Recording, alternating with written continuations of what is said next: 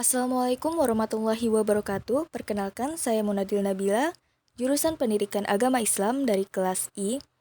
Hari ini kita akan membahas bersama sejarah peradaban Islam pada masa Khulafa ar-Rasyidin. Berikut adalah nama-nama khalifah yang menjabat pada masa tersebut.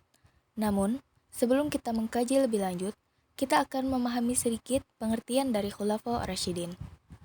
Secara bahasa, Khulafa Rasyidin berasal dari bahasa Arab, yaitu Khulafa dan Rasyidin.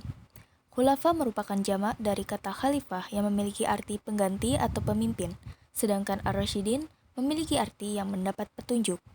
Secara istilah, Khulafa ar-Rasyidin adalah pemimpin yang mendapatkan petunjuk dari Allah Subhanahu wa Ta'ala.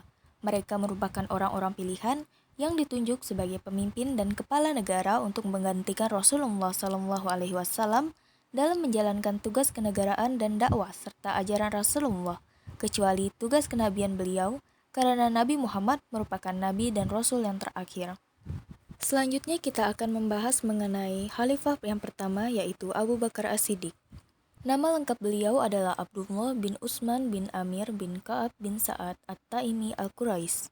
Beliau memiliki nama asli Abdullah bin Abi Quhafah atau Abdul Ka'bah, yang kemudian berubah ketika beliau masuk Islam menjadi Abu Bakar As-Siddiq. Beliau merupakan salah satu laki-laki dewasa yang menjadi bagian dari As-Sabiqunal Awwalun atau orang yang pertama-tama masuk Islam. Abu Bakar As-Siddiq lahir pada tahun 572 Masehi serta wafat pada tanggal 22 Jumadil Akhir 13 Hijriah. Beliau diberi gelar As-Siddiq yang artinya membenarkan, karena beliau selalu membenarkan perkataan Rasulullah SAW, terutama pada peristiwa Isra Mi'raj. Beberapa kebijakan yang dilakukan pada masa pemerintahan beliau adalah mengirim pasukan Usama bin Zaid. Pada masa Rasulullah SAW masih hidup, beliau telah memerintahkan Usama untuk pergi berperang melawan Romawi. Akan tetapi, di tengah perjalanan, terdengar kabar bahwasanya Rasulullah SAW telah wafat. Akhirnya, pasukan ini mengurungkan niatnya untuk pergi berperang dan kembali ke Madinah. Setelah Abu Bakar menjadi khalifah, beliau ingin meneruskan rencana Rasulullah untuk mengirimkan pasukan Usama ke Romawi.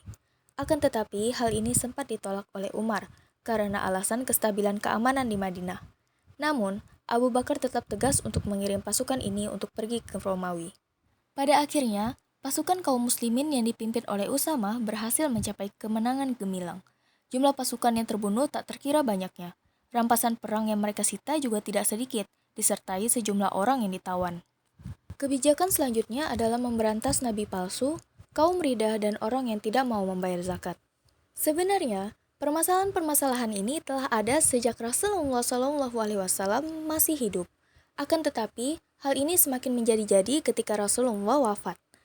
Tokoh-tokoh seperti Tulaihah di Bani Asad, Musailamah di Bani Hanifah, dan di Yaman muncul Al-Ansi Zil Khimar yang mengaku-ngaku sebagai nabi. Munculnya kaum Ridha atau golongan murtad adalah karena kaum muslimin hanya masuk Islam tidak secara sungguh-sungguh. Mereka masuk Islam hanya karena pada saat itu Islam sangat berkuasa, sehingga keimanan mereka mudah goyah dengan wafatnya Rasulullah SAW. Munculnya orang-orang yang tidak mau membayar zakat juga merupakan persoalan yang cukup rumit. Selain itu, banyak terjadi perbedaan pendapat di antara para sahabat yang mengakibatkan selisih paham dan perpecahan. Hal ini menjadikan Abu Bakar pernah bersumpah bahwasanya beliau akan memerangi orang-orang yang menyimpang dari kebenaran, termasuk kaum muslimin yang murtad. Dari sini dapat kita lihat bahwa Abu Bakar memiliki sikap yang lemah lembut, akan tetapi dia mempunyai prinsip yang kuat dalam mempertahankan Islam dan dia tetap berpegang teguh pada prinsipnya walaupun terjadi perdebatan di kalangan para sahabat. Kebijakan selanjutnya adalah mengenai pembukuan Al-Quran. Ide mengenai pembukuan Al-Quran ini berasal dari Umar.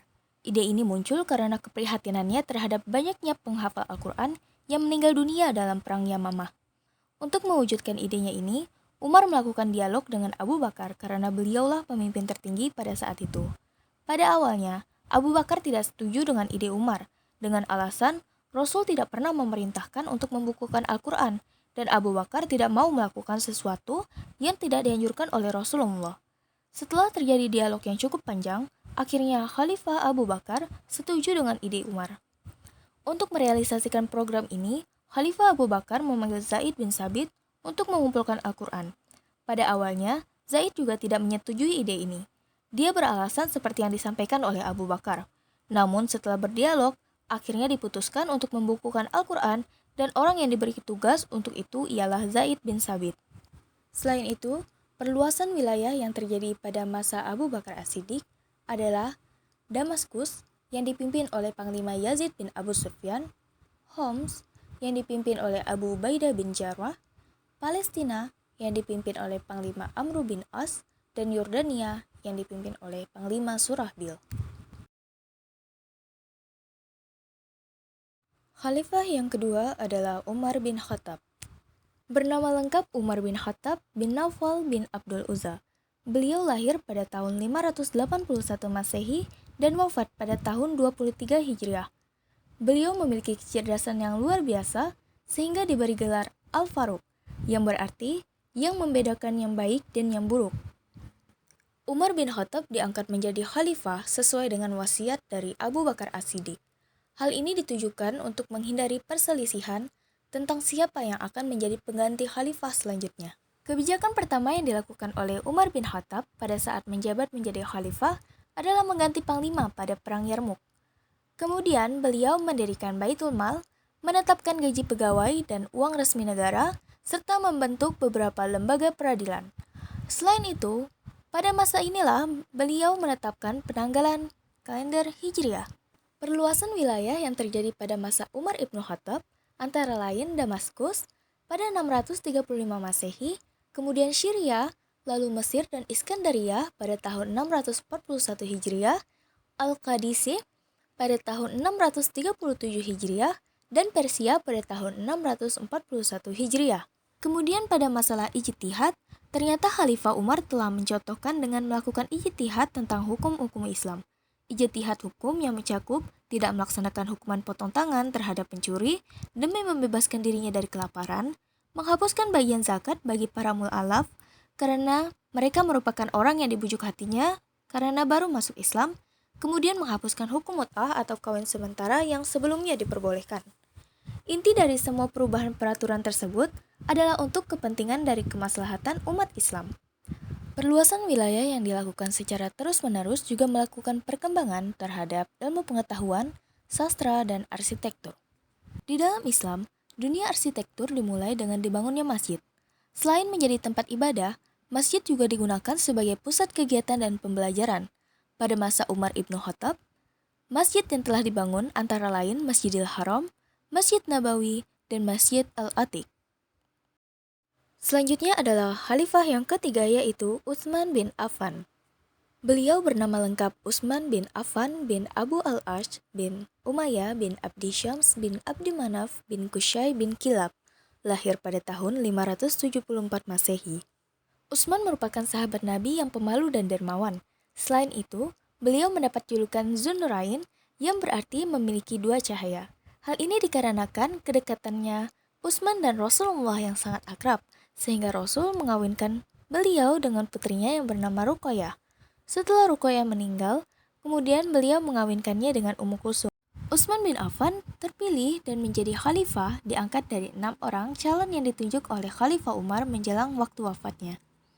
Kebijakan yang ada pada masa Utsman bin Affan antara lain menetapkan pajak bumi dan barang sebesar 10%, membukukan Al-Quran dan menyeragamkan dialeknya, serta melanjutkan kebijakan perekonomian dari masa Umar, seperti Baitul Mal dan lain sebagainya. Khulafa ar-Rasyidin yang terakhir adalah Ali bin Abi Thalib. Beliau bernama lengkap Ali bin Abi Thalib bin Muthalib bin Qusay bin Kilab bin Luwai bin Ghalib. Awalnya beliau bernama Haidar, yang berarti singa. Namun Rasulullah menggantinya menjadi Ali, yaitu seseorang yang memiliki derajat yang tinggi. Ali bin Abi Thalib lahir 10 tahun sebelum Rasulullah diangkat menjadi nabi dan wafat pada tanggal 21 Ramadan tahun 40 Hijriah. Beliau merupakan menantu dari Rasulullah SAW dan masuk ke dalam jajaran As-Sabiqunal Awwalun. Beberapa kebijakan yang dilakukan oleh Ali bin Abi Thalib antara lain mengganti kepala daerah yang diangkat oleh Utsman sebelumnya, serta mengambil kembali tanah yang telah diberikan kepada kerabat Utsman tanpa jalan yang sah. Hal ini karena Utsman bin Affan merupakan khalifah yang terkenal akan kedermawanannya, sehingga banyak orang yang menyalahgunakan kebaikan beliau, sehingga pada masa itu terjadi banyak korupsi dan nepotisme. Utsman banyak mengangkat kerabatnya sebagai pejabat teras pemerintahan. Hal ini yang menyebabkan terjadinya perlawanan, sehingga mengakibatkan terbunuhnya Khalifah Utsman bin Affan. Tidak banyak kebijakan yang ada pada masa pemerintahan Ali bin Abi Thalib. Hal ini dikarenakan beliau disibukkan dengan pemberontakan dari dalam. Banyak tuduhan yang mengatakan bahwasanya Ali terlibat dalam konspirasi pembunuhan Utsman. Hal ini menimbulkan beberapa peperangan antara lain Perang Jamal yaitu antara Ali dengan Aisyah, Talha dan Az-Zubair. Kemudian ada Perang Siffin di tepi sungai Tigris yang membuat posisi Ali semakin terpojok.